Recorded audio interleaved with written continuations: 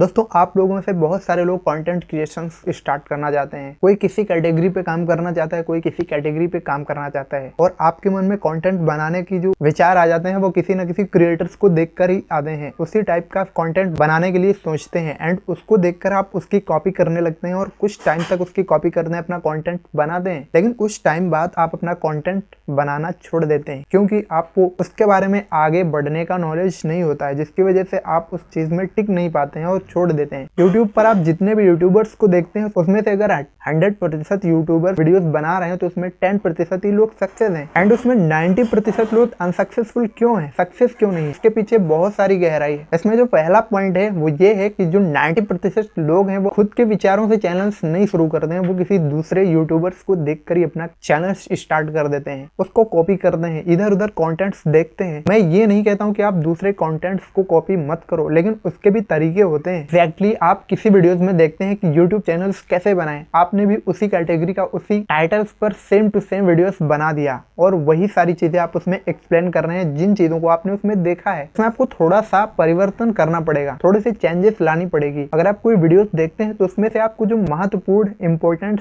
Points दिखते हैं उन पॉइंट्स को आप नोट कर लें एंड अपने माइंडसेट के अनुसार उसको सरल भाषा में ऑडियंस को समझाने की कोशिश करें। जब भी आप अलग क्रिएटर्स के अनुसार वीडियोस बनाएंगे, यानी कि सबसे हटकर किसी से मैच करता हो लेकिन आपके एक्सप्लेन करने का तरीका सबसे हटकर हो, तो YouTube का एल्गोरिथम आपका वीडियोस हमेशा प्रमोट करेगा और उन लोगों तक पहुंचाने की कोशिश करेगा जो कंटेंट क्रिएटर्स के फील्ड में आना चाहते हैं और आपके वीडियोस को वही लोग ज्यादा देखेंगे। एंड दूसरा पॉइंट ये है कि आज के समय में ग्रोथ सबसे ज्यादा किस चीज पर मिल रही है। इसमें से long videos option to shorts, यानी लॉन्ग वीडियोस पर भी काफी सारे लोग वीडियोस बनाते हैं लेकिन लॉन्ग वीडियोस पर इतनी जल्दी से व्यूज नहीं आते हैं जितनी कि शॉर्ट फॉर्म में आ जाते हैं। यानी कि शॉर्ट्स में व्यूज ज्यादा आते हैं और लॉन्ग वीडियोस में कम आते हैं। तो आपको शॉर्ट्स पर काम करना चाहिए या फिर लॉन्ग पर। देखो आज के समय में हर एक इंसान के पास सोचने और समझने का टाइम कम है और हर इंसान के पास वीडियोस देखने का टाइम कम है। वो हर जानकारी को कम से कम समय में जानना चाहता है, उसको समझना चाहता है कम से कम शब्दों में। जो लोग फ्री रहते हैं वो भले ही आपका वीडियोस देख लें, लेकिन जो लोग बिजी हैं अपने लाइफ में वो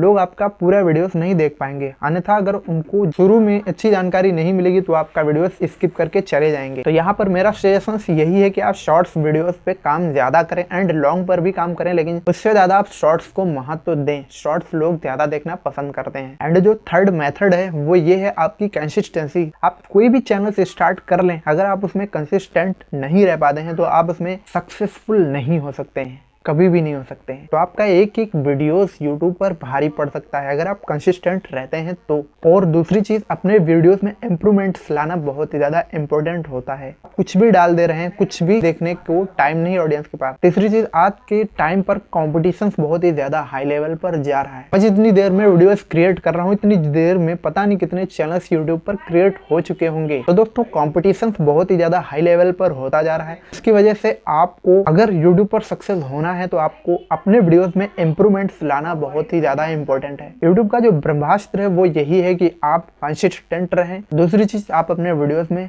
इंप्रूवमेंट्स लाते रहें, अपने वीडियोस में चेंजेस लाते रहें। आप जितने वीडियोस बनाते जाएं, हर वीडियोस को बेहतर बनाने की कोशिश करें। आपके वीडियोस 110% वायरल होने लगेंगे, आपके वीडियोस पर व्यूज भी आने लगेंगे। दोस्तों जानकारी पसंद आई हो तो इस वीडियो को लाइक, चैनल को सब्सक्राइब जरूर करें। तब तक के लिए जय हिंद।